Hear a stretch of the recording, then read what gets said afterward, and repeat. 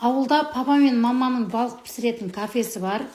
Балықты пісіріп алғаннан кейін ыстық күйінде өзінің суын сеуіп ұсынады. Ол чесноктан жасалынады. Ерекше бір дәмі бар. Көп адамдар бұл рецепті білмегеннен кейін сіздермен рецептпен бөліскім келді. Балықты бөліктерге бөліп аласыздар, тұздайсыздар. Егер етті болса кішкене осып жіберіңіздер, сосын ұнға жақсылап тұрып аунатып аламыз. Ұн әппақ болу керек қой, былайша айтқанда балықша. Ұн жақсы сіңу керек. Сосын майды қатты қыздырасыздар да, балықты салғаннан кейін жай отта 15-15 минуттан қуырып аласыздар, яғни екі шетінен қуырып аласыздар. Енді әркім әртүрлі қуырады. Осылай жай отта қуырылады. Сосын мамам постоянно қақпағын жауып балық бұлқып әдемі болып піседі деп айтады.